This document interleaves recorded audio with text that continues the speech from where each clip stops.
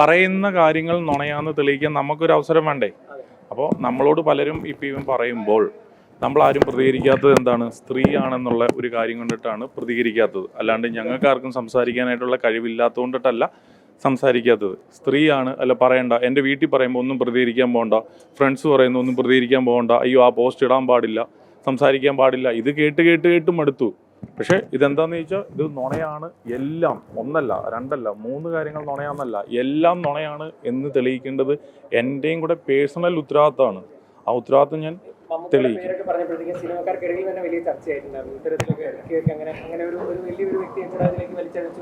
അല്ല, അതുമായിട്ട് യാതൊരു ബന്ധപ്പെട്ട ഒരു കാര്യമല്ല. മമ്മൂക്കയുടെ പേര് പറയേണ്ട ഒരു കാര്യമൊന്നുമില്ല. അപ്പോൾ ഒരു വിഷയം വരുമ്പോൾ ഇനി അത് മമ്മൂക്ക പറഞ്ഞില്ല എന്നുള്ള സെക്കൻഡറി തിങ്. ഒരു കാര്യം വരുമ്പോൾ ആൾക്കാർ എന്തെങ്കിലുമൊക്കെ കാര്യങ്ങൾ പറയും. ചിലപ്പോൾ അങ്ങനെ ചെയ്യാൻ മേലെ, ഇങ്ങനെ വിചാരിക്കാൻ മേലെ, അത് പോട്ടെന്ന് വെക്കാൻ മേലെ. ഇതൊരു സ്വാഭാവികമാണ്. ബിക്കോസ് ഞാനൊരു നോർമൽ മനുഷ്യനാണ്. ഞാനൊക്കെ അങ്ങനെ സംസാരിക്കും. കാരണം എനിക്കറിയത്തില്ല. എനിക്ക് സംസാരിക്കാൻ പറ്റുന്ന രീതികളെ കുറിച്ചേ ഉള്ളൂ എനിക്കറിയാവുള്ളൂ. അപ്പോൾ എനിക്ക് അങ്ങനെ ചിന്തിക്കാനും അറിയാവുള്ളൂ. അതുകൊണ്ട് ഞാനെന്ന മനുഷ്യൻ സംസാരിക്കും. എനിക്ക് മറ്റുള്ളവരെ അറിയത്തില്ല.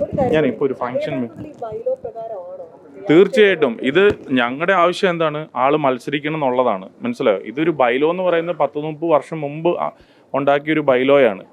ഞങ്ങളാരും അല്ല മത്സരിക്കരുതെന്ന് പറഞ്ഞത്, ബൈലോയാണ് മത്സരിക്കരുതെന്ന് പറഞ്ഞത്. നമുക്കിപ്പോൾ ഞങ്ങളാ തീരുമാനിക്കുന്നതെങ്കിൽ ഞങ്ങൾക്ക് പ്രസിഡന്റും സെക്രട്ടറിയും മാത്രം മതിയായിരുന്നല്ലോ ഈ കാര്യം പറയാൻ വേണ്ടിയിട്ട്. എന്തിനാണ് ഒരു റിട്ടേണിംഗ് ഓഫീസറുടെ ഒരു പ്രസൻസിന്റെ ആവശ്യമേ ഇല്ലായിരുന്നല്ലോ. അങ്ങനെയല്ല. അതാണ് തെറ്റ്. അതായത് ഈ 9 സിനിമ ചെയ്തത് പാർട്ട്ണർഷിപ്പിലാണ്.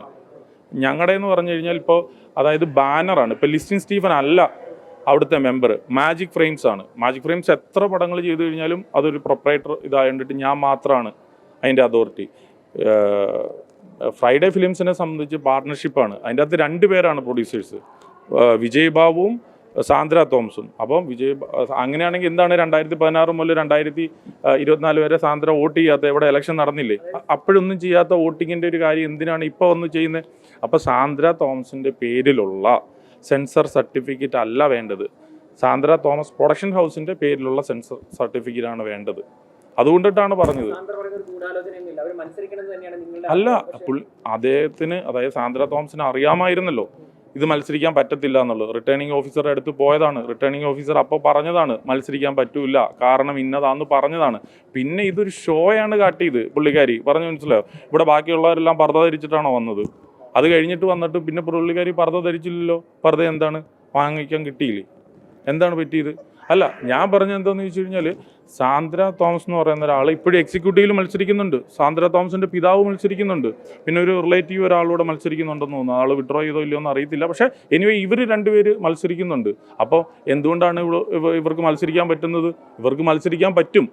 പക്ഷേ പ്രസിഡന്റോ സെക്രട്ടറിയോ അല്ലെങ്കിൽ ട്രഷറോ അങ്ങനത്തെയുള്ള സ്ഥാനത്തേക്ക് മത്സരിക്കണമെങ്കിൽ 3 സെൻസസ് സർട്ടിഫിക്കറ്റ് വേണം. അതാണ് അവിടുത്തെ ബൈലോ.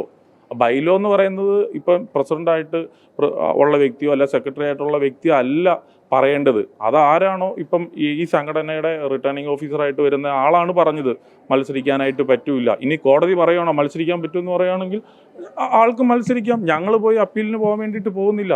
സാന്ദ്ര ഇപ്പം ഞാൻ നിർമ്മിച്ചൊരു പടം, ഇപ്പോൾ ലാസ്റ്റ് നിർമ്മിച്ചൊരു പടം സാന്ദ്രയുടെ പേരിലായിരുന്നെങ്കിൽ ഇവിടെ എന്തെങ്കിലും ഇഷ്യൂ ഉണ്ടോ?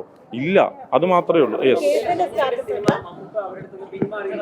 ഇപ്പോൾ അതെ, ഇപ്പം എൻ്റെ അടുത്തുനിന്ന് എത്രയോ ആർട്ടിസ്റ്റുകൾ പിന്മാറിയിട്ടുണ്ട്. വേറെ ആർട്ടിസ്റ്റുകൾ അഭിനയിക്കുന്നത് സ്വാഭാവികമായിരിക്കും. ചിലപ്പോൾ കഥ ഇഷ്ടപ്പെട്ട് കാണത്തില്ല, ചിലപ്പോൾ കഥയുടെ റെലവൻറ്റ് പോയി കാണും. അപ്പോൾ പല റീസൺസ് ഉണ്ടാവും. ചിലപ്പോൾ എന്താണെന്ന് വെച്ച് കഴിഞ്ഞാൽ അത് ഒരുപാട് ബിസിനസ് കയറി, നേരത്തെ പോലെ ബിസിനസ് ചിലപ്പോൾ കാണത്തില്ല, കോസ്റ്റ് ഹൈ ആയി പോയി. എത്രയോ റീസൺ ഉണ്ട് ഒരു പടം മാറിപ്പോവാനായിട്ട്. ഇതാണ് സത്യം.